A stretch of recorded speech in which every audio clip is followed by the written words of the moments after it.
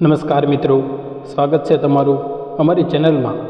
મિત્રો, આજની કહાની ખૂબ જ જ્ઞાનવર્ધક અને સમજવાલાયક બનવાની છે, તો આ કહાનીને અંત સુધી ધ્યાનથી સાંભળજો, કેમ કે અધૂરું જ્ઞાન ક્યારેય કામ લાગતું નથી।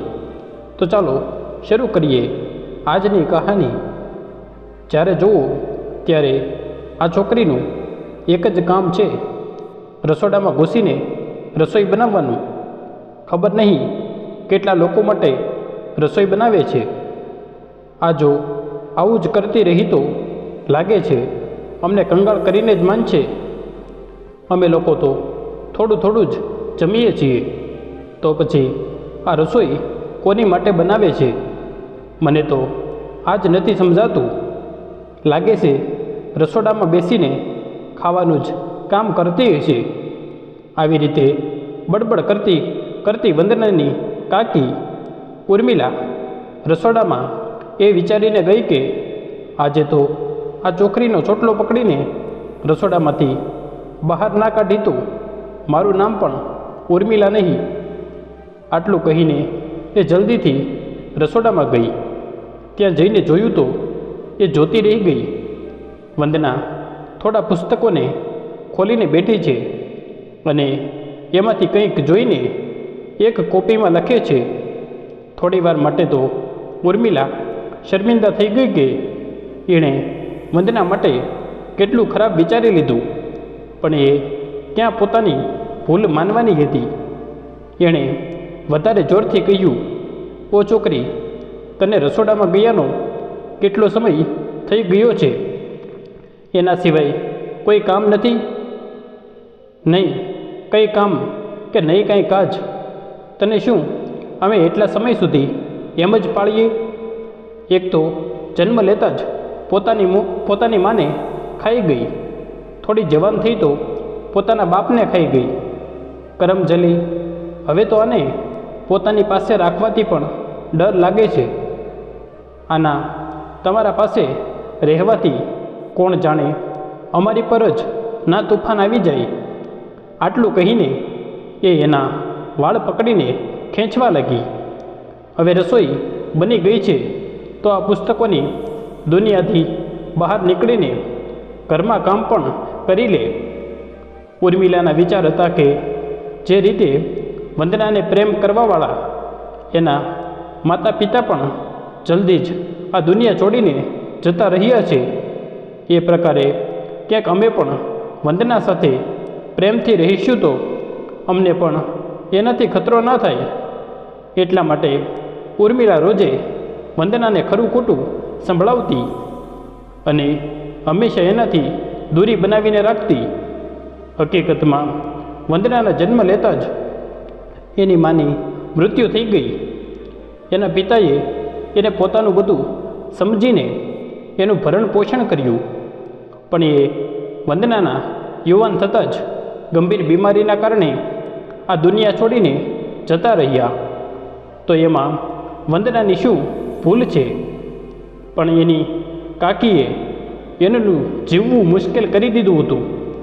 એની વાતોમાં આવીને વંદનાના કાકા પણ એની સાથે ખરાબ વ્યવહાર કરતા। એનું માનવું હતું કે છોકરીએ 12 ભણી લીધું તો ઘણું ભણી લીધું, હવે આગળ ભણવાની જરૂર નથી। એટલા માટે વંદનાને આગળના ભણતર માટે પૈસા પણ નહોતા આપતા। તો પણ વંદનાને ભણવાનો ખૂબ શોખ હતો। એ ભણી ગણીને પોતાના પગ પર ઊભી થવા માંગતી હતી। એટલા માટે એણે ટ્યુશન ભણાવીને પોતાનું ભણતર ચાલુ રાખ્યું। વંદના આજે ખૂબ પરેશાન હતી। સવારથી ઘરના કામ કરીને થાકી ગઈ હતી। પછી એની કાકીએ એમને જમવાનું પણ ના આપ્યું અને એ જમ્યા વગર જ ટ્યુશન ભણાવવા માટે જઈ રહી હતી। ત્યારે આ એવી રાડ સાથે વંદના રસ્તા વચ્ચે જ પડી ગઈ।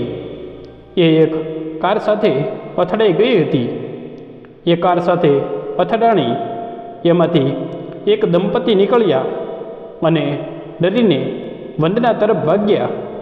વંદનાને ખૂબ જ પીડા થતી હતી. એ ઊભા થવાની કોશિશ કરતી હતી, એટલા માટે પીડાના કારણે જોરથી રાડ નીકળી ગઈ. એ દંપતી બંને ડરી ગયા હતા. હાથ આપીને વંદનાને ઊભી કરવાની કોશિશ કરવા લાગ્યા. ભીડ જમા થઈ ગઈ હતી. તમાશો કરવાવાળાની 2-4 લોકોએ સમયે અતિ ઉત્સાહમાં હતા. એ લોકોએ દંપતી પર રાડો પાડવા લાગ્યા કે જોઈને ગાડી નથી ચલાવી શકતા, ચાલો આને પોલીસ સ્ટેશન લઈ જઈએ. મારોનો અવાજ આવવા લાગ્યો. વંદનાએ પોતાની પીડા દબાવીને કહ્યું, ભૂલ મારી હતી.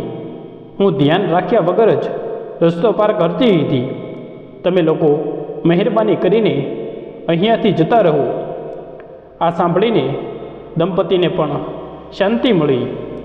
એણે સહારો આપીને વંદનાને કહ્યું, દીકરી, અમને માફ કરી દે અને મહેરબાની કરીને કારમાં બેસી જા.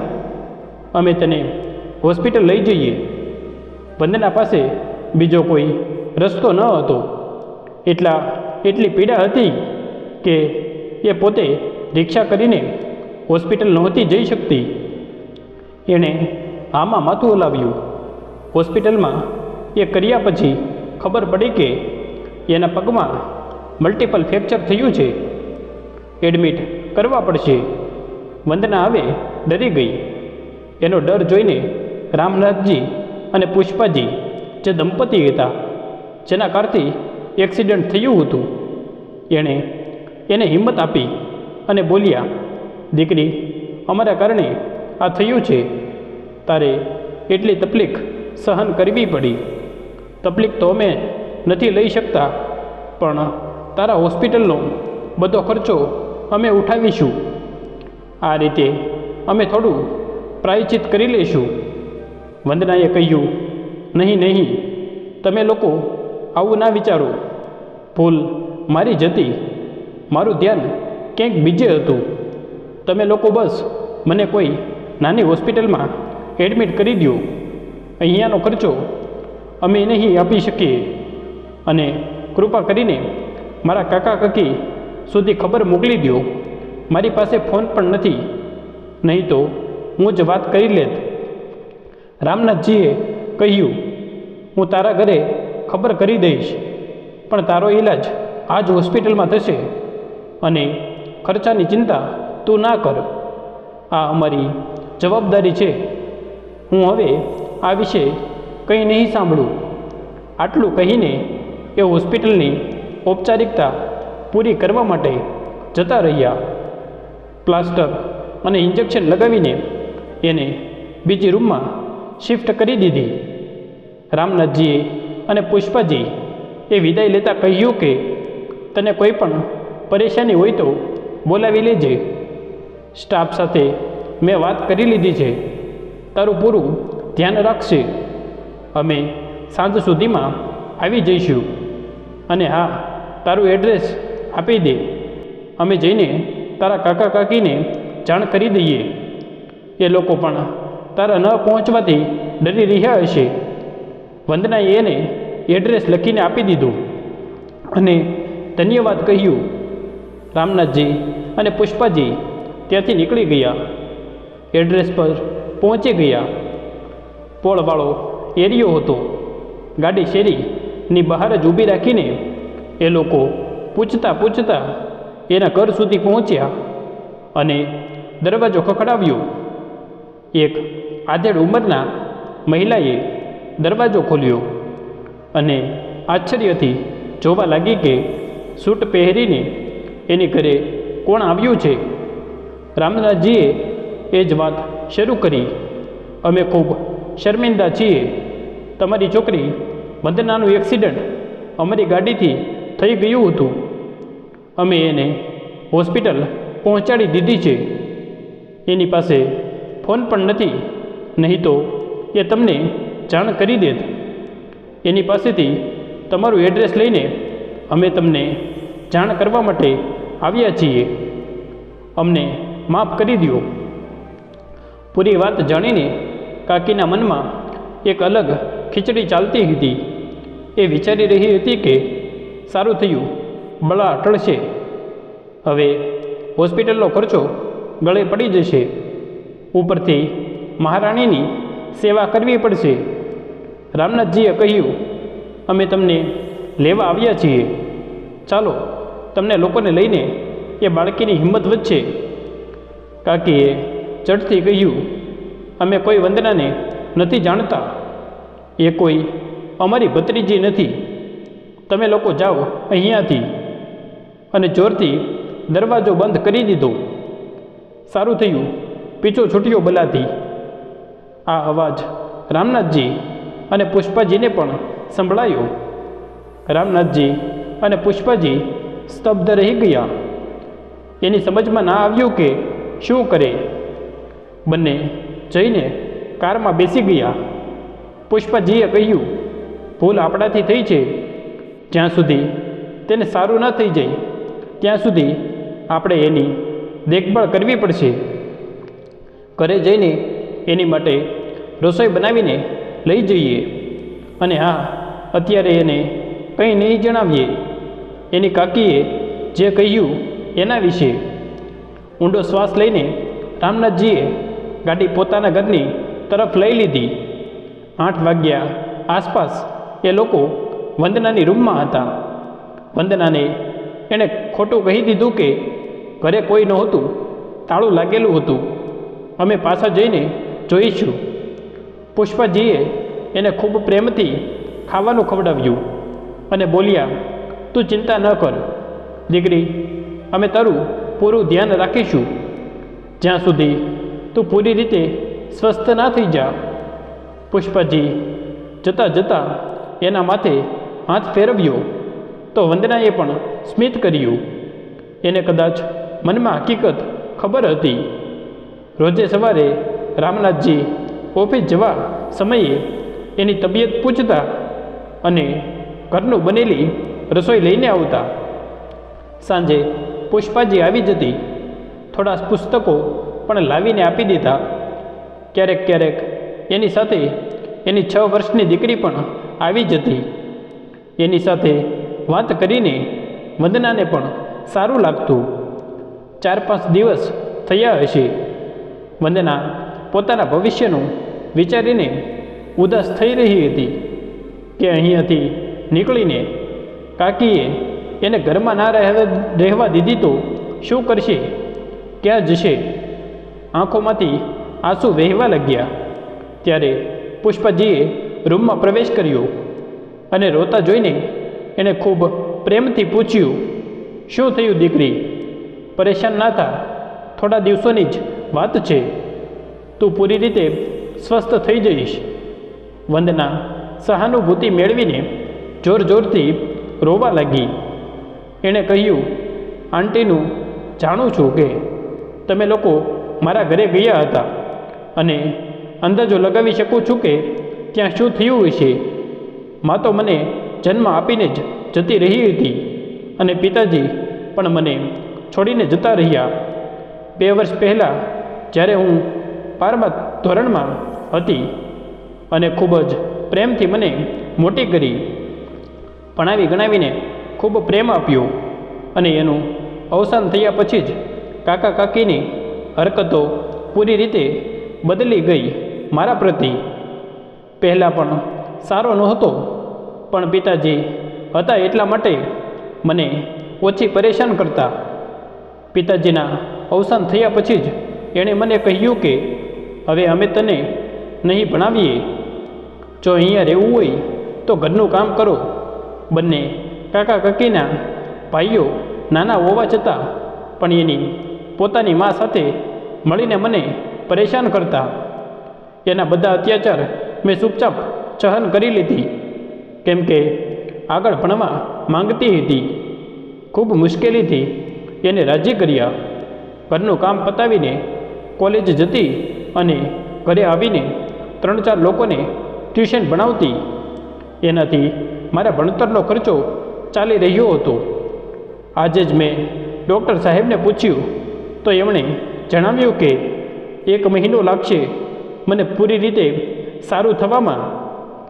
હવે તમે જ કહો આંટી, 1 મહિના સુધી મને કોણ રાખશે? મારું ટ્યુશન પણ છૂટી જશે. કાકા કાકી પણ કદાચ મને પોતાના ઘરમાં રહેવા દેશે. એના ઉપરથી બલા ટળી આવું જ વિચારતા હશે. મારું આ દુનિયામાં એના સિવાય કોઈ નથી. પુષ્પાજી બધું સાંભળતી રહી અને પરેશાન પણ થતી હતી કે કેવી રીતે આ દીકરીને આ બધી પરિસ્થિતિઓમાંથી નીકળવું પડે છે. એ જ વિચાર કરતી હતી કે વંદનાની કઈ રીતે મદદ કરી શકે, જેનાથી એના સ્વાભિમાનને ઠેસ ન પહોંચે. બીજે જ દિવસે સાંજે જ્યારે પુષ્પાજી આવ્યા તો સાથે એની દીકરી હિયા પણ હતી અને એનું સ્કૂલ બેગ વંદના બંનેને જોઈ રહી હતી. ત્યારે પુષ્પાજીએ કહ્યું, વંદના, અમે હિયા માટે ટ્યુશન જ શોધતા હતા.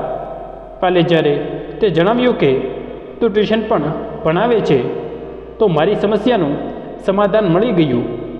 હસીને પાછું કહ્યું, જો મારી દીકરી હિયા ખૂબ જ ચંચળ છે, જોઈએ તું એને ભણાવી શકે છે કે નહીં. વંદના હસવા લાગી. એણે પુષ્પાજીની ચતુરાઈ સમજમાં આવી ગઈ. એણે ભાવુક થઈને કહ્યું કે આંટીજી, હું તમારો ઉપકાર ક્યારેય નહીં ભૂલું. પુષ્પાજીએ એને ખોટું ખીજાઈને કહ્યું, વાતો બંધ કર અને કામ પર લાગી જા.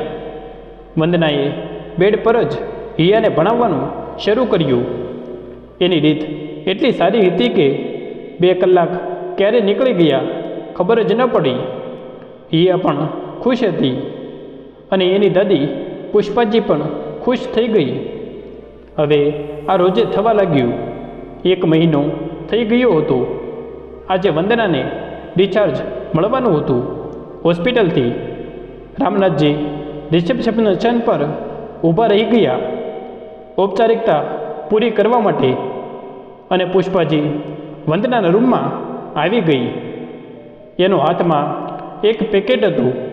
એ વંદનાને આપતા કહ્યું કે આ લે તારી માટે કપડાં. હોસ્પિટલના કપડાં બદલી લે, ઘરે જવાનું છે. વંદનાએ કપડાં લીધા અને બાથરૂમમાં જતી રહી. નળ ચાલુ કરીને ઘણી વાર સુધી રોતી રહી. કદાચ આછું જ એના સાથી બની ગયા હતા. એ વિચારીને વધુ રોઈ રહી હતી કે આ અજાણ્યા લોકો જોવા છતાં પણ મારું ધ્યાન રાખે છે અને જે મારા પોતાના છે એ ક્યારેય જોવા પણ નથી આવ્યા. દરવાજા પર ટક ટક અવાજ આવ્યો. એટલા માટે એણે નળ બંધ કરીને કપડાં બદલ્યા અને બહાર આવી. એની આંખો લાલ હતી. પુષ્પાજી એની આંખો જોઈને જ સમજી ગઈ કે એ રોતી હતી. બહાર આવીને વંદનાએ ગાડીમાં બેસીને જ કહ્યું કે તમે લોકો મને મારા ઘર સુધી છોડી દો. તમે જેટલું મારી માટે કર્યું હું ક્યારેય નહીં ભૂલી શકું. રામનાથજીએ કહ્યું, બેટા, અમે સારી રીતે જાણીએ છીએ કે તું કેટલી પરિસ્થિતિઓથી પસાર થઈ રહી છે અને એ પણ કે તારા કાકા કાકી હવે તને બીજી વાર તારા ઘરમાં નહીં રાખે. તમે અમારી સાથે મારા ઘરે આવો. હિયા પણ હવે તારી સાથે હળી મળી ગઈ છે અને તું એને ભણાવ અને અમારી સાથે રહેજે. વંદના કંઈ કહી ના શકી. એણે માથું નમાવીને બેઠી રહી અને એની આંખોમાંથી આંસુ પડતા રહ્યા. એની પાસે એની સાથે જવા સિવાય બીજો કોઈ રસ્તો પણ ન હતો. હવે કાકી એને ઘરમાં પણ નહીં આવવા દે. આંટીએ પ્રેમથી એનું માથું હલાવ્યું અને કાર ચલાવવા લાગી. ઘરે પણ પુષ્પાજીના મોટા દીકરા હિતેશ અને પુત્રવધુ પ્રિયાએ પણ એનું ખૂબ જ સ્વાગત કર્યું. હિયા તો જોતાં જ દોડીને ગળે લાગી ગઈ. મારી ટીચર આવી ગઈ, મારી ટીચર આવી ગઈ. પુષ્પાજીએ વંદનાનો પરિચય કરાવ્યો. અને એક ફોટાની તરફ ઈશારો કરીને કહ્યું કે આ મારો નાનો દીકરો સૌરભ છે. દિલ્હીમાં એન્જિનિયરિંગનું ભણે છે. 1-2 દિવસમાં આ પણ આવવાનો છે. વંદનાને રહેવાની વ્યવસ્થા પણ સારી રીતે ગેસ્ટ રૂમમાં કરી દીધી. 2 દિવસ પછી ઘરવાળા ક્યાંક ગયા હતા. વંદનાએ વિચાર્યું એની માટે કંઈક બનાવી દઉં. હવે એ મારું એટલું ધ્યાન જે રાખે છે એટલા માટે એ કિચનમાં હતી ત્યારે એને પાછળથી કોઈકે પકડી લીધી અને ગોળ ગોળ ફેરવવા લાગ્યું અને બોલવા લાગ્યું કે ભાભી ભાભી મીઠાઈ ખાઓ, મને આ શહેરમાં પ્લેસમેન્ટ મળી ગયું છે. હું રે ફેરવતા ફેરવતા એને નજર કિચનના દરવાજા પર ઊભેલી ભાભી પ્રિયા પર પડી. ઝડથી એણે હાથમાં ઉઠાવેલી વંદનાને છોડી દીધી. વંદના અચકાતા થોડી આગે ઊભી રહી. પ્રિયાને ખૂબ હસવું આવ્યું અને સૌરભ ક્યારેક પ્રિયાને તો ક્યારેક વંદનાને જોવા લાગ્યો. એને વંદના વિશે કંઈ પણ જાણ નહોતી. પ્રિયાએ સૌરભનો કાન પકડીને ખેંચીને કહ્યું, દેવરજી જોવો જોવો તો ખરા. પોતાનું માથું હલાવતા સૌરભે કહ્યું, ભાભી મને શું ખબર. ઘરે આવ્યો અને જોયું તો કોઈ નહોતું. રસોડામાં અવાજ આવતો હતો તો મને લાગ્યું કે તમે છો, પણ અહીંયા તો ગડબડ થઈ ગઈ. હું તમને સરપ્રાઈઝ આપવા માંગતો હતો અને તમને જ સરપ્રાઈઝ મળી ગઈ કેમ? હસતા હસતા પ્રિયાએ સૌરભની વાત કાપીને કહ્યું, ત્યાર સુધીમાં રામનાથજીએ અને પુષ્પાજી પણ ઘરની અંદર આવી ગયા. પ્રિયા હસી હસીને સૌરભની વાત બધાને જણાવી રહી હતી. સૌરભે કહ્યું, ભાભી હવે બસ કરો અને મમ્મી પપ્પાના પગે લાગીને પ્રણામ કર્યું. પછી બધા ડ્રોઈંગ રૂમમાં બેસી ગયા અને વાતો થવા લાગી. સૌરભ પૂરા ઉત્સાહ સાથે બધાને પોતાની પ્લેસમેન્ટની વાતો જણાવી રહ્યો હતો. પછી બધા માટે લાવેલા ગિફ્ટ કાઢીને આપવા લાગ્યો. હિયા તો પોતાના પસંદની ઢીંગલી મેળવીને મસ્ત ખુશ થઈ ગઈ. બધાને ગિફ્ટ આપ્યા પછી સૌરભ વંદના પાસે આવ્યો અને ધીમેથી બોલ્યો, કિચનવાળી ગડબડ માટે મને માફ કરી દેજે અને મને જાણ નહોતી તમારા વિશે, એટલે મારી પાસે કોઈ ગિફ્ટ નથી. વંદનાએ માથું ઝુકાવીને કહ્યું, કંઈ વાંધો નહીં. એટલામાં પુષ્પાજીએ અવાજ લગાવ્યો, વંદના બેટા, પ્રિયા, બધાને ભૂખ લાગી છે, તમે લોકો જમવાનું પીરસી દો, પછી ત્યાં જ વાત કરીશું. વંદના અને પ્રિયા રસોઈ મૂકવા માટે જતી રહી. ટેબલ પર પણ વાતો કરતાં કરતાં સૌરભની નજર વારે વારે પ્રિયા પર જવા લાગી. એ ચૂપચાપ નજર ઝુકાવીને ખાઈ રહી હતી. એની ઝૂકેલી આંખો સૌરભને વારે વારે જોવા માટે મજબૂર કરતી હતી. ત્યારે પ્રિયા ભાભીએ ફરી છેડતા કહ્યું, કેમ દેવરજી, બુદ્ધુ બની ગયા ને? સૌરભે પણ કહ્યું, અરે ભાભી, હું તો પહેલાં જ સમજી ગયો હતો કે મેં કોઈ બીજાને ઉઠાવી લીધા છે. ક્યાં ફૂલ જેવી હલકી છોકરી અને ક્યાં તમે ફ્લાવરનું ફૂલ. આ સાંભળીને જ બધા જોર જોરથી હસવા લાગ્યા અને વંદના હસી છુપાવીને શરમથી બેઠી હતી. એને આ રીતે શરમાતા જોઈ સૌરભની નજર એની ઉપરથી હટતી જ ન હતી. જમીને બધા પોતપોતાના રૂમમાં જતા રહ્યા. પુષ્પાજીએ દૂધનો ગ્લાસ લઈને સૌરભના રૂમમાં જતી રહી. એને જોઈને સૌરભ પથારી પરથી ઊભો થયો અને બેઠો. પછી બોલ્યો, મમ્મી, મને અવાજ લગાવી દેતી, હું આવીને કઈ જાત. પુષ્પાજીએ કહ્યું, કંઈ વાંધો નહીં સૌરભ બેટા, મને તારી સાથે કંઈક વાત પણ કરવી છે. સૌરભ બોલ્યો, હા બોલો મમ્મી. પુષ્પાજીએ પૂછ્યું, તને વંદના કેવી લાગી? સૌરભ અસકાઈ ગયો અને આંખો નીચે કરીને કહેવા લાગ્યો, સારી છે. પણ તમે શું કામ પૂછો છો? પુષ્પાજીએ વંદના પૂરી વાત સૌરભને જણાવી અને કહ્યું, બેટા, એટલા દિવસોમાં અમે વંદનાને સારી રીતે પારખી છે. એ ખૂબ જ સારી અને સ્વાભિમાની છોકરી છે. મેં અને તારા પપ્પાએ એને તારી માટે પસંદ કરી છે. તારી જોબ પણ લાગી ગઈ છે. તો અમે ઈચ્છીએ છીએ કે વંદના સાથે તારા લગ્ન કરાવી દઈએ.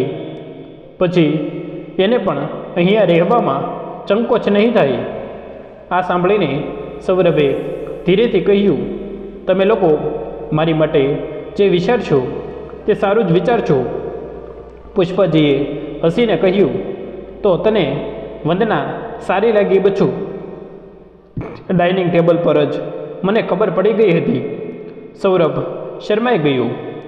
પુષ્પાજીએ એના માથા પર હાથ ફેરવતા કહ્યું, અચ્છા, મારો દીકરો શરમાઈ પણ છે. અને હસીને ત્યાંથી જતી રહી. વળતી સવારે રામનાથજી અને પુષ્પાજીએ પણ વંદના સાથે વાત કરી. જો બેટા, તું અમને ખૂબ જ પસંદ છો અમારા સૌરભ માટે. જો તને અમે લોકો પસંદ છીએ તો બોલો, અને પુત્રવધૂના રૂપમાં મેળવીને અમે ખૂબ ખુશ થઈશું. સાંભળીને વંદના એમના પગ પર પડી ગઈ અને રોઈને કહેવા લાગી, તમે લોકોએ મારા માટે મારા પોતાનાઓ કરતાં પણ વધારે કર્યું છે. હું આ ઋણ ક્યારેય નહીં ચૂકવી શકું. તમે આજ્ઞા પણ આપી શકતા હતા, હું સ્વીકારી લેત. પણ અહીંયા પણ તમે એટલું સન્માન આપ્યું અને મને પૂછી રહ્યા છો. હું ખૂબ ભાગ્યશાળી મહેસૂસ કરું છું પોતાની જાતને. હું સપનામાં પણ નહોતી વિચારી શકતી એ તમે મને એમ જ આપી રહ્યા છો. પુષ્પાજીએ એને ઊભી કરી અને એના આંસુ સાફ કરીને એને ગળે લગાવી લીધી. આજે વંદનાને એના પિતાજીની ખૂબ યાદ આવતી હતી. જ્યારે પણ એને પરેશાન જોતા ત્યારે એને પોતાની પાસે બેસાડીને એના માથા પર હાથ ફેરવીને કહેતા હતા, મારી વહેલી દીકરી, ડરમાં ધીરજ રાખ. કિસ્મતથી વધારે અને સમય પહેલાં કોઈને કંઈ પણ નથી મળતું, અને પણ ભગવાન બધું આપશે. બસ ક્યારે હિંમત ન હારતી. આજે વંદનાને લાગ્યું એનો સમય આવી ગયો છે અને પિતાના આશીર્વાદથી હવે એની કિસ્મત પણ ચમકી ગઈ. સૌરભ સાથે વાત કરીને એને બંનેના મોઢેથી આ સાંભળીને રામનાથજી અને પુષ્પાજી ખૂબ જ ખુશ હતા. નાસ્તાના ટેબલ પર પુષ્પાજીએ ખુશ થતાં બોલ્યા, અભિનંદન પ્રિયા, હવે તારી પદવી ઊંચી થવાની છે. પ્રિયાએ આશ્ચર્યમાં પૂછ્યું, અચ્છા, એ કેવી રીતે મમ્મીજી? પુષ્પાજી પ્રેમથી સૌરભ અને વંદનાની તરફ જોયું અને બોલી, પ્રિયા, તું હવે જેઠ જેઠાણી બનવાની છો. વંદનાને અમે સૌરભ માટે પસંદ કરી છે. બંને રાજી પણ છે. ચાલો બધાને મીઠાઈ ખવડાવ. તને પણ હુકમ ચલાવવાની તક મળવાની છે. પુષ્પાજીના મોટા દીકરા હિતેશે કહ્યું, આ તમે સાચું કહ્યું મમ્મી. હવે તો હું પણ હુકમ કરવાથી છૂટી જઈશ. આ સાંભળીને બધા જોર જોરથી હસવા લાગ્યા. સૌરભે છોર નજરથી વંદના તરફ જોયું. બંનેની નજરો મળી અને શરમના કારણે ઝૂકી ગઈ. બંનેના મોઢા પર સ્મિત હતું. પ્રિયાએ સાંભળ્યું તો એના મોઢામાંથી બસ એ જ નીકળ્યું, શું? પછી પોતાની જાતને સંભાળતા કહ્યું, હમણાં લાવી મીઠાઈ, અને ઊભી થઈને રસોડા તરફ જતી રહી. નાસ્તો પૂરો કરીને હિતેશ અને રામનાથજી ઓફિસ જવા માટે નીકળી ગયા. પુષ્પાજી અને પ્રિયા પોતાના રૂમમાં જતી રહી. ગેસ્ટ રૂમમાં દરવાજા પર અવાજ સાંભળીને વંદનાએ આમ તેમ જોયું. સૌરભ ઊભો હતો. એને જોઈને વંદના ડરીને ઊભી રહી ગઈ. સૌરભે પૂછ્યું, અંદર આવી શકું છું?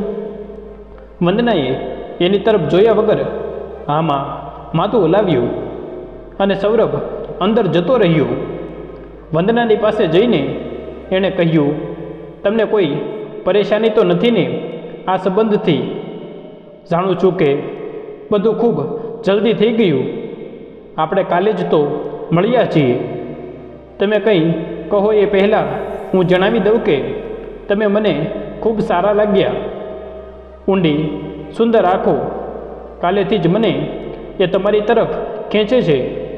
વંદનાએ નજર ઊંચી કરીને સૌરભ તરફ જોયું. એની આંખોમાં હલકા આંસુ આવી ગયા અને કહ્યું, તમારું આખું પરિવાર ખૂબ જ સારું છે. આ મારું સૌભાગ્ય હશે કે આ ઘરની પુત્રવધુ બનું.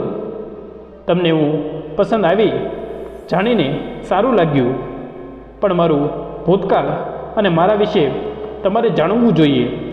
એના પછી જ તમે કંઈક નિર્ણય કરો. સૌરભે વંદનાને રોકતા કહ્યું, કાલે રાતે મમ્મીએ મને બધું જણાવી દીધું છે. તમારા ભૂતકાળથી મારે કોઈ લેવા દેવા નથી. જે વીતી ગયું એના વિશે વિચારીને કોઈ ફાયદો નથી. હા, તમને હું જીવનસાથીના રૂપમાં પસંદ છું કે નહીં, આનાથી જરૂર લેવા દેવા ન છે. તમે કોઈના દબાવમાં આવીને હા તો નથી કરતા ને? વંદના માટે આ બધું સપના જેવું હતું.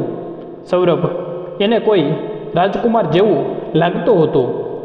પસંદ તો એને પણ હતો, પણ કહે કેવી રીતે? વંદના નજર નહોતી મેળવી શકતી. શરમથી એના ઓઠ સિવાય ગયા હતા. ખાલી હા બોલવાનું હતું, પણ એક શબ્દ પણ નહોતો નીકળી શકતો. એનું શરીર ધીરે ધીરે કાંપી રહ્યું હતું. સૌરભ એની સ્થિતિ સમજી રહ્યો હતો. એણે ધીરેથી એનું માથું ઊંચું કર્યું અને પ્રેમથી માથા પર કિસ કરી. વંદનાની આંખો બંધ થઈ ગઈ અને આંસુના 2 ટીપા નીકળી ગયા. સૌરભે એને ગળે લગાવીને કહ્યું, હવે વધારે આંસુ નહીં. બીજી બાજુ પ્રિયા પોતાની રૂમમાં પરેશાન આમ તેમ ફરી રહી હતી. ક્યારેક પરેશાન થઈને બેડ પર બેસતી, તો ક્યારેક બારી પાસે ઊભી રહી જતી. છેલ્લે એણે એક ફોન કર્યો અને બીજી બાજુથી અવાજ આવ્યો અને હડબડીમાં ખાલી એટલું જ બોલી શકી કે તું જલ્દીથી આવી જા. અરે દીદી, શું થયું છે? એટલી ડરેલી કેમ લાગો છો? પહેલાં શાંત થઈ જાઓ, પછી પૂરી વાત કહો. બીજી તરફથી પ્રિયાની બહેન પાયલનો અવાજ આવ્યો. પ્રિયાએ કહ્યું, સૌરભના લગ્ન નક્કી થઈ ગયા છે. આ સાંભળીને જ પાયલ રાડ પાડીને બોલી, શું બોલી રહ્યા છો? દીદી, મેં તમને ક્યારનું કહેલું છે કે સૌરભ મને કેટલો પસંદ છે. તું જ મને હંમેશા રોકી દેતી કે સમય આવશે ત્યારે તમે જાતે વાત કરશો બધા સાથે. હવે શું? જે પણ થઈ જાય તમે કંઈક કરો. જીજાજી સાથે વાત કરો. સૌરભ સાથે મારા લગ્ન ના થયા તો હું કંઈક કરી દઈશ. પ્રિયાએ કહ્યું, એટલે તો હું પરેશાન છું.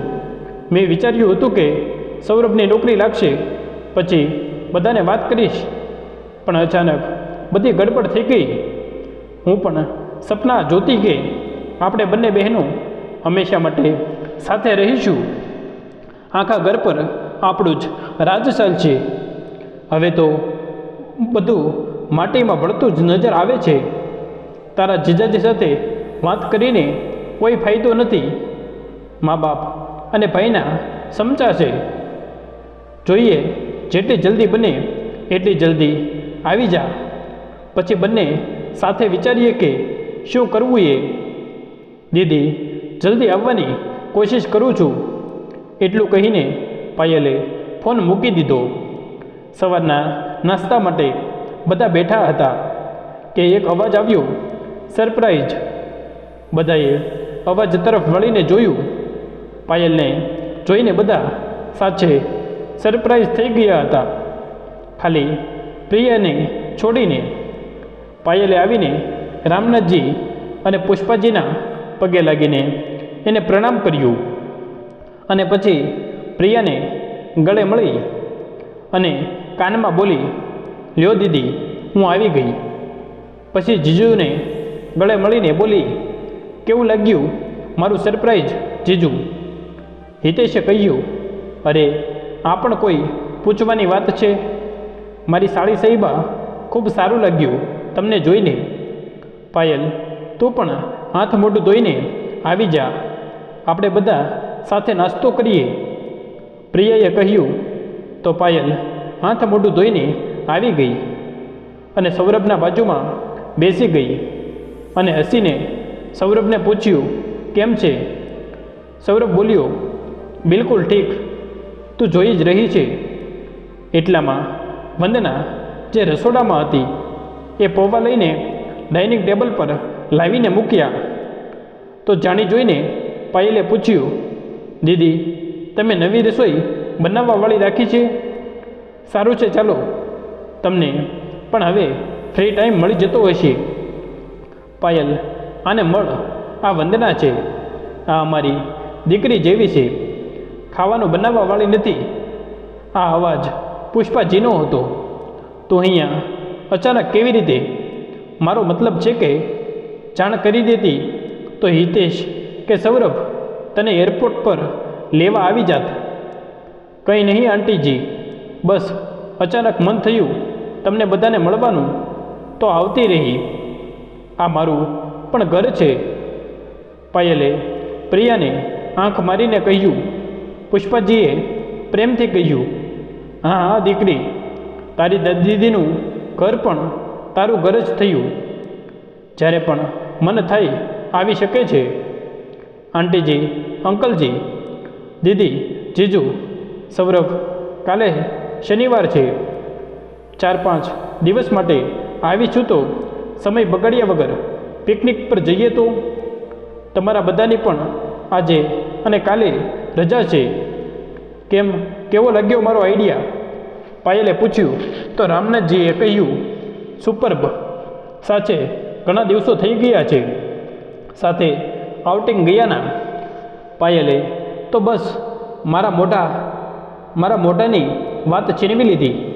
ચાલો નાસ્તો કરીએ, બધા જલ્દીથી તૈયાર થઈ જાઓ, આપણે બધા પિકનિક માટે જઈશું. સોમવારથી તો સૌરભને પણ ઓફિસ જોઈન કરવાની છે.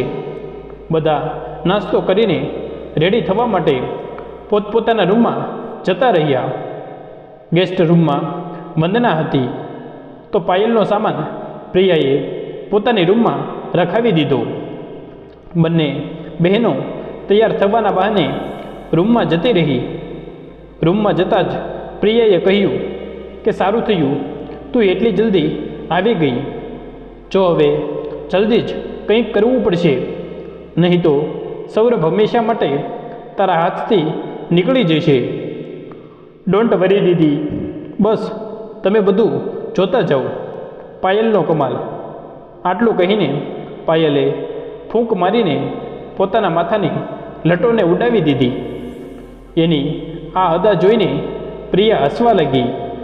રામનાથજીએ બધાને અવાજ લગાવ્યો. બધા રેડી થઈ ગયા હોય તો ચાલો, એક કાર રિતેશ લઈ લેશે અને એક એનો કાર સૌરભ લઈ લેશે. જેવી રીતે તૈયાર થયું હોય એમ આવી જાઓ. એકવાર કારમાં બેસી જાઓ. એક કારમાં રિતેશ, રામનાથજી આગળ બેસી ગયા અને પ્રિયા અને પુષ્પાજી પાછળ જેવી જ પાયલ બેસવા લાગી. પ્રિયાએ કહ્યું, પાયલ તું બીજી ગાડીમાં આવી જા, અહીંયા ભીડ થઈ જશે. પાયલ સમજી ગઈ, હસીને બોલી, ઓકે. સૌરભ દરવાજાથી નીકળી જ રહ્યો હતો. જેવું જેણે આ સાંભળ્યું ભાગીને અંદર આવ્યો. વંદના રેડી થઈને બસ રૂમમાંથી નીકળી જ રહી હતી કે સૌરભે એનો હાથ પકડ્યો અને સ્ટોરરૂમમાં ખેંચી લીધી. વંદના રાડ પાડે એની પહેલાં એના મોઢા પર હાથ મૂકી દીધો. પોતાની આંગળી એના મોઢા પર રાખીને એને ચૂપ રહેવા માટે ઈશારો કર્યો. વંદના કંઈ સમજી ના શકી કે આ શું થયું. ઈશારામાં પૂછ્યું, શું થયું? સૌરભે ધીરેથી કહ્યું, બહાર પાયલ છે. હું એને મારા કારમાં નથી લઈ જવા માંગતો. ખૂબ ગડબડ કરે છે, આખા રસ્તામાં પકાવી દેશે.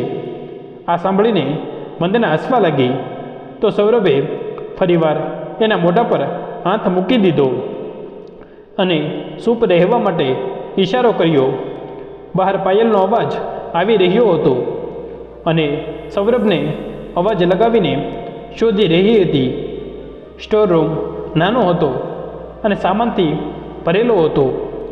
સૌરભ અને વંદના ખૂબ મુશ્કેલીથી દરવાજા પાછળ છુપવાની કોશિશ કરી રહ્યા હતા. એટલા નજીક હતા કે બંનેને એકબીજાનું ધગધગ સંભળાતું હતું. વંદના દિવાલથી અડીને ઊભી હતી અને સૌરભ એને ઘેરીને સામે ઊભો હતો. વંદનાનું દિલ જોર જોરથી ધગધગ કરતું હતું. અજીબ અહેસાસ હતો એ જેનાથી તડપીને એનું મન વારે વારે કરતું હતું કે સૌરભ એને ગળે લગાવી લે. સૌરભનો હાલ પણ એવો જ હતો. વંદના શરમાઈને એને ધક્કો મારીને રૂમની બહાર નીકળે છે. એનો સામનો પાયલ સાથે થયો. પાયલે પૂછ્યું તું અહીંયા શું કરે છે? ત્યારે સૌરભ પણ રૂમથી બહાર નીકળ્યો. આ જોઈ પાયલ ગુસ્સાથી લાલ થઈ ગઈ અને પગ પછાડીને બહાર નીકળી ગઈ. સૌરભ અને વંદના પણ એની પાછળ ભાગ્યા. પાયલ ગુસ્સાથી આગળની ગાડીમાં બેસી ગઈ. પ્રિયાએ પૂછ્યું કે શું થયું, પણ પાયલને એટલી ગુસ્સામાં જોઈને એના પગ પર હાથ મૂકીને એને શાંત થવાનો ઈશારો કર્યો.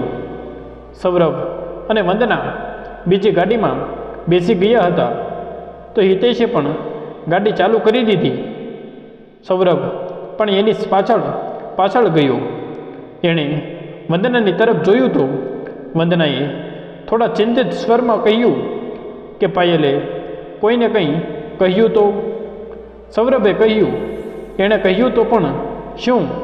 આપણા લગ્ન થવાના છે. આપણને આપણા મોટા તરફથી લાયસન્સ પણ મળી ગયું છે. અને પછી જોર જોરથી હસવા લાગ્યો અને પછી વંદના પણ હસવા લાગી.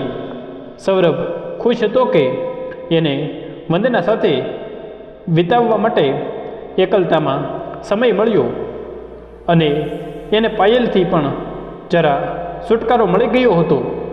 વંદના ગાડીનો કાચ ખોલીને બારીથી બહાર મોઢું કાઢીને ઠંડી હવાની મજા માણી રહી હતી. એના મોઢા પર વાળ ઉડીને આવી રહ્યા હતા અને સૌરભ ગાડી ચલાવતા સાથે વંદનાને પણ નિહાળતો હતો. ગાડીમાં ગીત વાંગતું હતું, નીલે ગગન કે તલે ધરતી કા પ્યાર પલે. બંને ગાડીઓ પિકનિક સ્ટોપ પર જ પહોંચી ગઈ. ઘેરાયેલા જંગલો વચ્ચે ખૂબ જ મનોરમ સ્થળ હતું. એ ઝરણા પરથી પડતું ખળખળ પાણી, એની ચારે તરફ રંગબેરંગી ફૂલો અને પાણીની વચ્ચે ખુલ્લું રેસ્ટોરન્ટ. ઘણા પરિવાર ત્યાં પિકનિક માટે આવ્યા હતા. એક સુંદર વૃક્ષ જેની જગ્યા જોઈને પુષ્પાજીએ કહ્યું, અહીંયા જ બેસી જઈએ.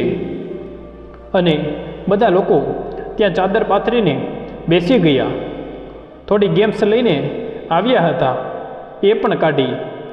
પ્રિયાએ કહ્યું, મમ્મીજી આપણે બધા મળીને લૂડો રમીએ.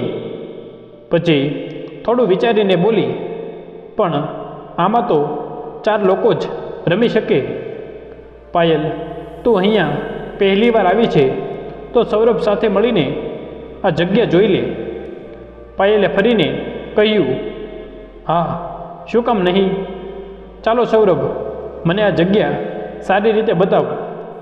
રામનાથજી બોલ્યા, હા બેટા, તમે લોકો ફરીને આવો અને વંદના તું પણ સૌરભ સાથે જા, તું પણ પહેલી વાર આવી છે.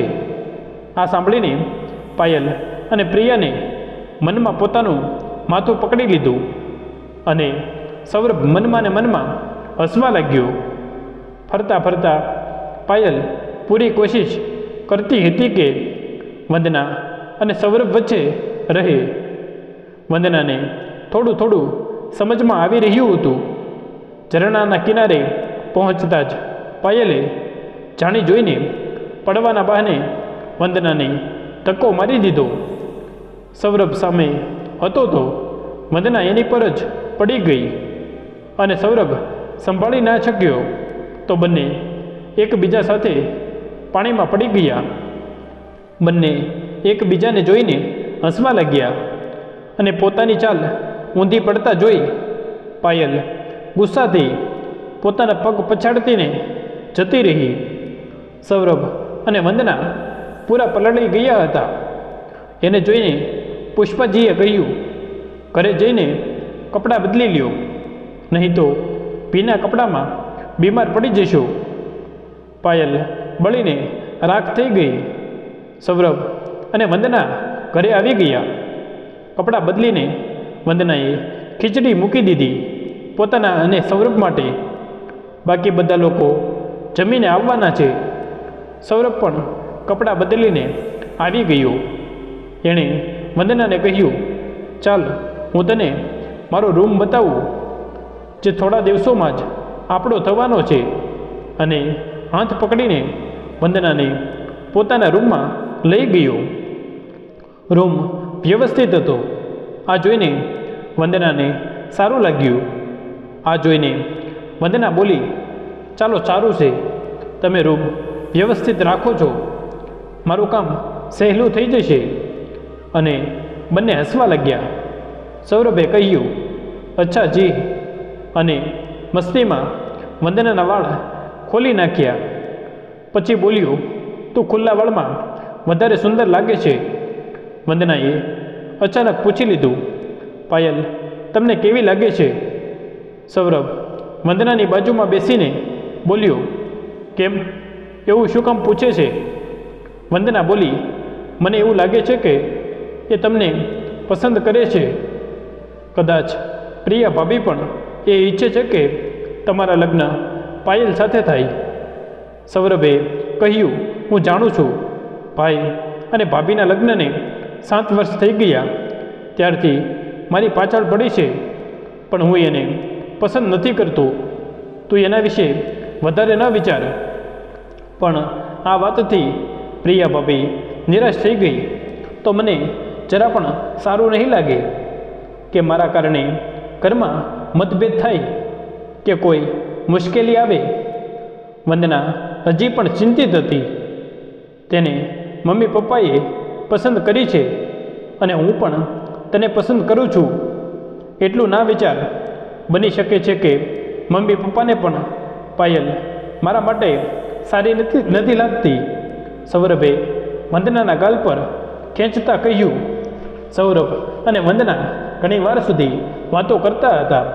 સૌરભ એને પોતાની પસંદ અને નાપસંદ જણાવતો હતો. ક્યારેક બાળપણની શરારતો સંભળાવતો હતો.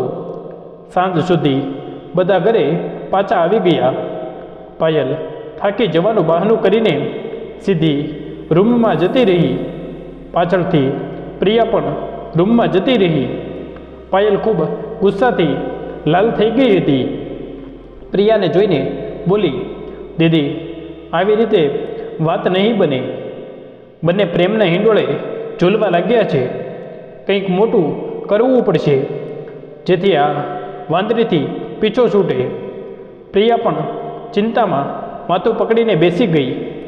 રાતના જમવાની તૈયારી વંદનાએ એકલીએ કરી. બધા એક સૂરમાં એના બનાવેલા ભોજનની પ્રશંસા કરતા હતા.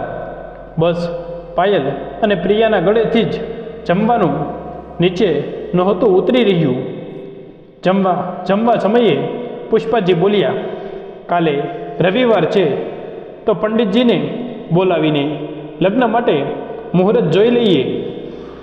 આ સાંભળીને જ પાયલ અને પ્રિયાને ઉધરસ આવવા લાગી. બધા એને સંભાળવા લાગ્યા. વળતી સવારે માર્કેટ જવાનો પ્લાન બનાવ્યો અને ત્યાંથી જ પંડિતજી પાસે જવાનો પણ પ્લાન બનાવ્યો. વંદનાએ ના પાડી તો પણ પુષ્પાજીએ એને દુકાનેથી ઘણા ડ્રેસ લઈ આપ્યા. આ વાત પાયલ અને પ્રિયાને પસંદ ના આવી. ફરતા ફરતા ઘણો સમય થઈ ગયો. પાણીપુરીવાળા પર નજર પડી તો બધાને પાણીપુરી ખાવાની લાલચ થઈ. પાણીપુરી પાસે પહોંચતા જ કોઈએ વંદનાને અવાજ લગાવ્યો. પાછળ ફરીને જોયું તો કાકી હતા.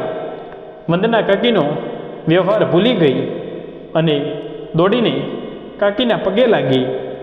વંદનાને એટલા સારા કપડામાં તૈયાર જોઈને કાકીની આંખો ફાટી રહી ગઈ. ઉપરથી તો ખુશી પણ હતી, પણ અંદરથી બળીને રાખ થઈ ગઈ. પુષ્પાજીએ એને જોઈ તો ઓળખી ગઈ કે એ વંદનાની કાકી છે. જૂની વાતો ભૂલીને એણે નમસ્તે કર્યું. કાકી થોડી સ્તબ્ધ થઈ ગઈ. એ પણ પુષ્પાજીને ઓળખી ગઈ. પ્રિયા અને પાયલ બધી બાબતોને ધ્યાનથી જોઈ રહ્યા હતા. પ્રિયાને બધું યાદ આવી ગયું. એ જે પણ પુષ્પાજીએ વંદનાની કાકી વિશે જણાવ્યું હતું એના મગજમાં અલગ ખીચડી શરૂ થઈ ગઈ. પુષ્પાજીએ કાકીને ઘરે આવવાનું નિમંત્રણ આપ્યું અને વિદાય લીધી. બધા થાકી ગયા હતા તો પંડિતજીને મળવાનો પ્લાન પોસ્ટપોન્ડ કરી દીધો. વંદના ખૂબ ખુશ હતી, પણ એને શું ખબર હતી કે એક તોફાન એના જીવનમાં આવવાનું છે, જેના કારણે એની બધી ખુશીઓ છીનવાઈ જશે. ઘરે જઈને પ્રિયા અને પાયલ રૂમમાં જતી રહી. વંદના બધા માટે ચા બનાવવા જતી રહી. પ્રિયાએ પાયલને કહ્યું કે આપણે જો વંદનાની કાકીને આપણી બાજુ કરી લઈએ તો કંઈક કામ બની શકે છે. અને બંને બહેનો પોતાના ખૂબ શાંતિથી વિચારવા લાગી કે શું પ્લાનિંગ કરે. વળતે દિવસે સૌરભે પણ ઓફિસ જોઈન કરી લીધી હતી. ત્રણેય મર્દના ઓફિસ ગયા પછી જ પ્રિયા અને પાયલ કંઈક બહાનું બનાવીને ઘરેથી નીકળી ગઈ. બંને વંદનાની કાકીનું એડ્રેસ લઈને શોધતા શોધતા ત્યાં પહોંચી ગઈ. દરવાજો ખખડાવ્યો તો કાકીએ દરવાજો ખોલ્યો. કાકી એને આશ્ચર્યથી જોઈ રહી હતી. ત્યાં પ્રિયાએ કહ્યું કે શું આપણે અંદર બેસીને વાત કરી શકીએ છીએ. કાકી દરવાજેથી હેઠી ગઈ અને બંને બહેનો અંદર જતી રહી. ખૂબ સાધારણ એ રૂમનું મકાન હતું. બેસવાની પણ વ્યવસ્થા નહોતી. એ ત્રણેય ખાટલા પર બેસી ગયા. કાકી હજી પણ એને આશ્ચર્યથી જોઈ રહી હતી. પછી કહ્યું, કંઈ બોલશો કે તમે લોકો અહીંયા શું કામ આવ્યા છો? પ્રિયાએ કહ્યું, જોવો, હું પુષ્પાજીની મોટી પુત્રવધુ છું અને આ મારી નાની બહેન છે. તમારી વંદનાના લગ્ન મારી સાસુમાએ મારા દેવર સાથે નક્કી કર્યા છે અને અમે બંને આ નથી ઈચ્છતા. મારી બહેન જ મારી દેરાણી બને, બસ આટલું જ ઈચ્છું છું. કાકીએ પૂછ્યું તો એમાં હું શું કરી શકું? પ્રિયાએ કહ્યું, તમારે તમારી મદદ જોઈએ છે. થોડોક સામાન તમારી પાસે મૂકી જઈએ છીએ. કોઈ પૂછે તો એમ કહેજો કે વંદનાએ આપ્યો છે. એનાથી મારો શું ફાયદો? હવે કાકીનો મગજ તેજ ચાલવા લાગ્યો. પ્રિયાએ 500ના નોટનું બંડલ બતાવતા કહ્યું કે તમે સાથ આપશો તો આ તમારું થશે. બસ આટલું મોટું ખોટું તમારા બંનેનો એટલો ફાયદો કરાવવાના, બસ એટલા જ. કાકીએ મોઢું ચડાવતા કહ્યું. પ્રિયાએ એક બંડલ બીજું કાઢ્યું તો કાકીની આંખો ચમકી ગઈ અને બોલી, તમારું કામ થઈ જશે. 2 દિવસ પછી પ્રિયાએ આખા ઘરમાં અશાંતિ ફેલાવી દીધી કે એના ઘરેણાંનો ડબ્બો નથી મળતો.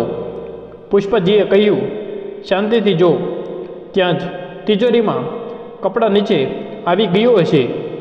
પ્રિયાએ કહ્યું, મમ્મીજી, આખો તિજોરી વીખી નાખી, ક્યાંય પણ નથી. ત્યારે પાયલ બોલી, ખોટું ના લાગે તો વંદનાના રૂમમાં પણ જોઈ લઈએ, એ જ એક બહારની સદસ્ય છે. આ સાંભળીને જ સૌરભ રાડ પાડવા લાગ્યો. પાયલ સમજી વિચારીને બોલ, બહારની તો તું પણ છે. પાયલે કહ્યું, તો હું ક્યાં ના પાડું છું? મારું બેગ પણ ચેક કરી લ્યો. અને મારી જ બહેનના ઘરેણાં હું શું કામ ચોરી કરીશ? મેં કાલે વંદનાને બહાર જતા જોઈ હતી. એના હાથમાં એક બેગ પણ હતું. શું ખબર એમાં દીદીના ઘરેણાં હોય. આ સાંભળીને વંદનાના હોશ ઉડી ગયા. એ રોવા લાગી. આંટીજી, મેં નથી લીધા. હું આવું વિચારી પણ નથી શકતી. તો શું હું ખોટું બોલું છું? વિશ્વાસ ન આવે તો એના કાકીને ઘરે જઈને જોઈ લ્યો. મને એની પર શક હતો તો હું એની પાછળ ગઈ હતી. એણે પોતાની કાકીના ઘરે બેગ મૂક્યું છે કે નહીં? પાયલ પોતાના ખોટાને સાચું બનાવવા માટે રાડો પાડી રહી હતી. પુષ્પાજી અને રામનાથજી વિચારમાં પડી ગયા અને સમજમાં નહોતું આવતું કે આ શું સાચું છે કે શું ખોટું. પાયલે ખૂબ જીદ કરી, એટલા માટે બધા કાકીના ઘરે જવા નીકળી ગયા. સૌરભ વંદનાનો હાથ પકડીને એને વિશ્વાસ અપાવતો હતો કે તે કંઈ પણ નથી કર્યું. મને પૂરો વિશ્વાસ છે. વંદના એટલો મોટો આરોપ સાંભળીને સ્તબ્ધ થઈ ગઈ હતી. એના મોઢામાંથી એક શબ્દ પણ નહોતો નીકળી શકતો. બસ આંખોથી ખાલી આંસુ જ નીકળતા હતા.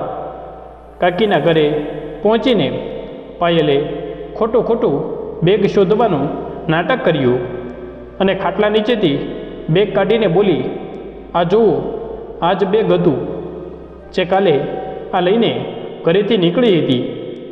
એ ખોલ્યું તો એમાં પ્રિયાના ઘરેણાં હતા. બધા ચોંકી ગયા. કાકીએ ડરવાનું નાટક કરતાં કહ્યું, મને કંઈ નથી ખબર. કાલે વંદના આ બેગ આપીને ગઈ હતી. જણાવી રહી હતી કે થોડાક દિવસ પછી લઈ જશે. વંદનાને તો કાપો તો લોહી નહીં. આટલું ખોટું સાંભળીને એ સહન નહોતી કરી શકતી અને બેહોશ થઈ ગઈ. વંદનાને હોશ આવ્યો ત્યારે તેણે પોતાની જાતને સૌરભના ઘરના ગેસ્ટ રૂમમાં જોઈ. એને હોશ આવતા જોઈને બધાને શાંતિ થઈ. સૌરભે એનો હાથ પકડી રાખ્યો હતો. પુષ્પાજી અને રામનાથજી બધા આસપાસ હતા.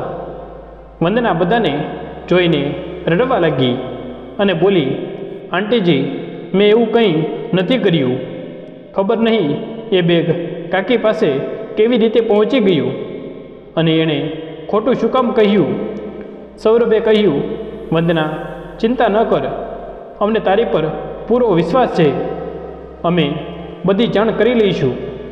પણ વંદના અંકલ આંટીને જ જોતી હતી. એના મોઢા પર સંકોચ સાફ નજર આવતો હતો. એણે અત્યાર સુધી કંઈ પણ નહોતું કહ્યું. એ રાતે વંદના ખૂબ જ પરેશાન હતી. વારે વારે પડખા ફરતી હતી. વારે વારે એની આંખો આંસુઓથી પલળી જતી.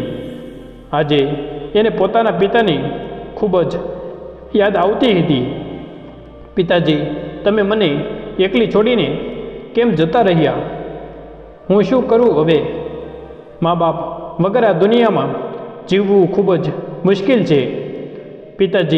પિતાજી, મારી દીકરીને ચોર બનાવી દીધી. પિતાજી, મને પણ પોતાની પાસે બોલાવી લ્યો. પિતાજી, પોતાના પિતાને યાદ કરીને એના દિલમાં અંદર સુધી પીડા ઉતરી ગઈ. હવે જ્યારે એને લાગ્યું કે એના જીવનના દુઃખ પૂરા થવાના છે, ત્યારે આ થઈ ગયું. કોઈને પણ હવે કેવી રીતે વિશ્વાસ અપાવે કે એણે કંઈ નથી કર્યું? એને લાગી રહ્યું હતું કે પાયલ અને પ્રિયા ભાભીએ જ આ ફસાવવાની કોશિશ કરી છે. કદાચ એ નથી ઈચ્છતી કે મારા અને સૌરભના લગ્ન થાય. દેવી દેવતા સમાન રામનાથજી અને પુષ્પાજીએ એને એટલા ઓછા સમયમાં એટલું માન સન્માન આપ્યું. એનો અખંડ પરિવાર મારા કારણે બરબાદ ન થઈ જાય. એ બધા વિચારોથી વ્યાકુળ થઈને વંદનાએ એક નિર્ણય લીધો. અડધી રાતમાં કોઈને જણાવ્યા વગર પોતાની માટે 2 જોડી કપડાં લઈને નીકળી પડી. જ્યાં એની કિસ્મત લઈ જાય ત્યાં. સ્ટેશન પર આવીને જે ટ્રેન પર ઊભી હતી એમ જ બેસી ગઈ. છેલ્લા સ્ટેશન પર ઉતરી ગઈ. એ હરિદ્વાર પહોંચી ગઈ હતી. સ્ટેશનથી બહાર નીકળી જ રહી હતી કે હવે ક્યાં જાય કે સામે જ એક ગરડીમાં લડખડાતી દેખાણી. એણે દોડીને એને પકડી લીધા. વંદનાએ પૂછ્યું, દાદી, તમે આ ઉંમરમાં એકલા ક્યાં ફરી રહ્યા છો? પડી જાત તો? ગરડી માએ વંદના તરફ જોયું અને પ્રેમથી એના માથે હાથ ફેરવીને કહ્યું, બેટા, ખુશ રહે. મારો દીકરો મને અહીંયા વૃદ્ધાશ્રમમાં છોડવા માટે આવ્યો હતો, પણ હું તો માં છું. છેલ્લી ક્ષણ સુધી એને જોઈ શકું એટલા માટે જીદ કરીને સ્ટેશન સુધી આવી ગઈ. વંદનાએ કહ્યું, અચ્છા, ક્યાં છે તમારું વૃદ્ધાશ્રમ? ચાલો હું તમને ત્યાં પહોંચાડી દઉં. કરડી દાદીએ કહ્યું, અહીંયા બાજુમાં જ છે. અને એક કાગળ વંદનાના હાથમાં આપ્યું. એમાં એડ્રેસ લખ્યું હતું. વંદનાએ એને સુરક્ષિત પહોંચાડી દીધા. આશ્રમ ખૂબ જ સારી રીતે બનેલું હતું. ઘરડાઓની સુવિધાઓ માટે ત્યાં બધી વ્યવસ્થા હતી. આશ્રમની બહાર જ એક નાનું એવું ગાર્ડન હતું, જેમાં કેટલા ઘરડા બેઠેલા હતા.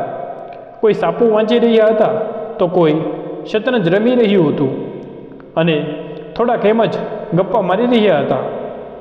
વંદના અને ગરડી દાદી ત્યાં પહોંચ્યા તો સામે જ ત્યાં મેનેજર દેખાણા. એમને પૂછ્યું, માજી, દીકરાને મૂકી આવ્યા અને તમારી સાથે આ છોકરી કોણ છે?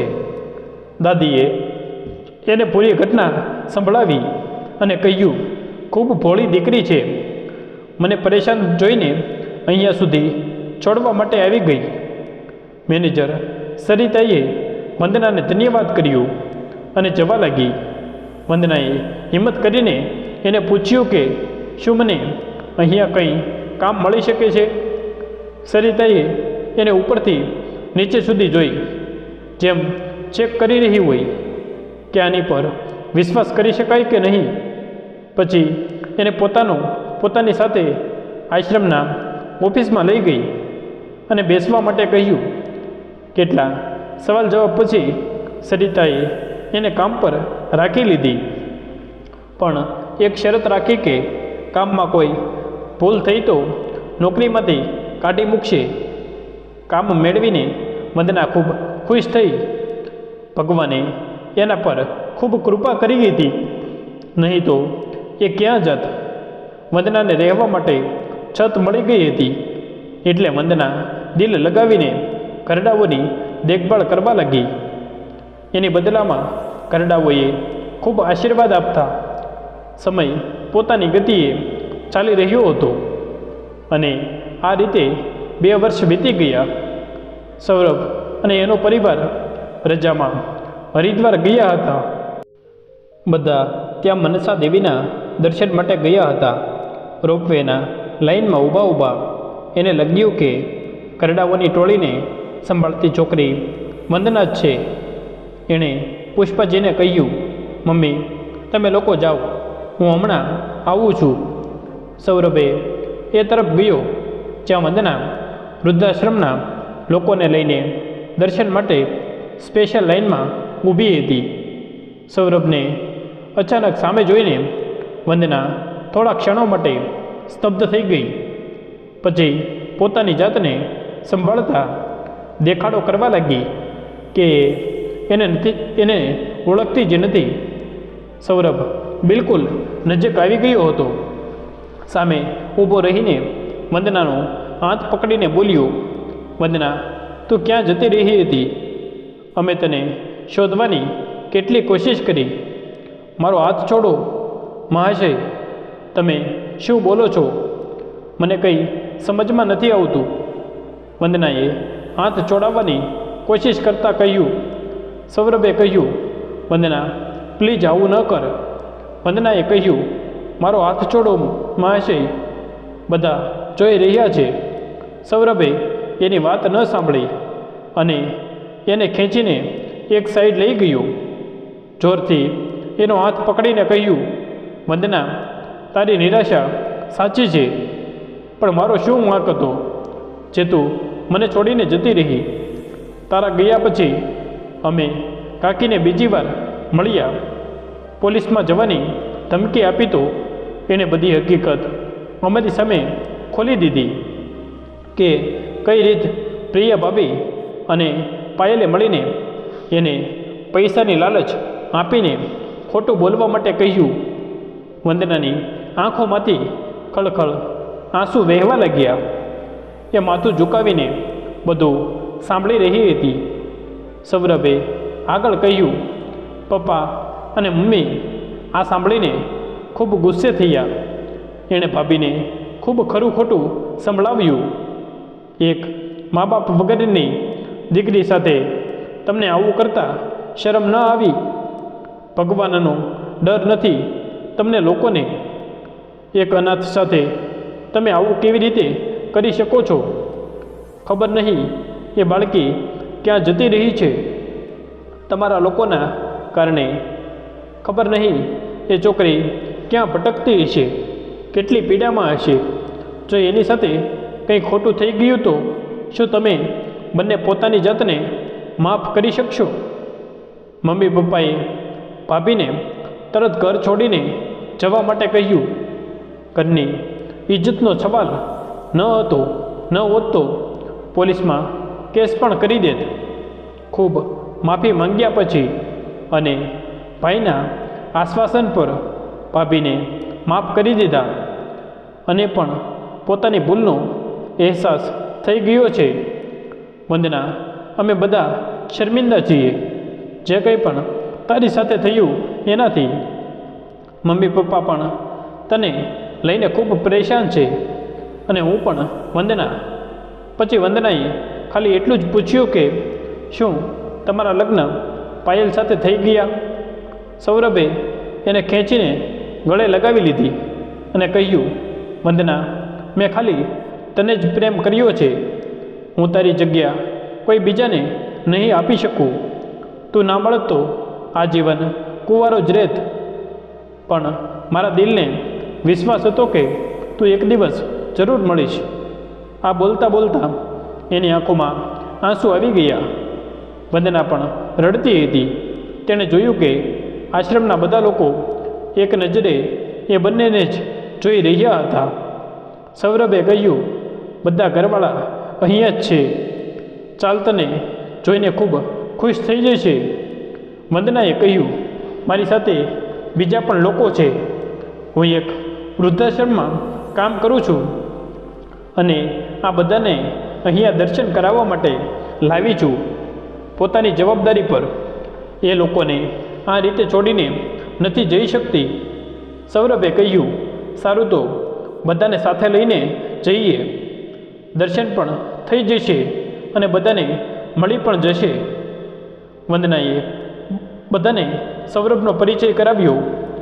આ 2 વર્ષમાં બધા વંદના સાથે ખૂબ હળીમળી ગયા હતા અને સૌરભ વિશે પણ બધા જાણતા હતા. સૌરભે પુષ્પાજીને ફોન કરીને કહ્યું કે તમે લોકો મંદિરમાં જ રહો. તમારી માટે એક સરપ્રાઈઝ છે. હું આવું છું. બધા મંદિરમાં પહોંચ્યા તો વંદનાને જોઈને પુષ્પાજીએ ગળે લગાવી લીધી અને કહ્યું, અમને માફ કરી દે દીકરી. વંદનાએ એનો હાથ પકડીને કહ્યું, પ્લીઝ આંટી, મને શર્મિંદા ન કરો. તમારી કોઈ ભૂલ નથી. પ્રિયા ભાભીએ પણ વંદનાની માફી માંગી. માફ કરી દે વંદના બહેન.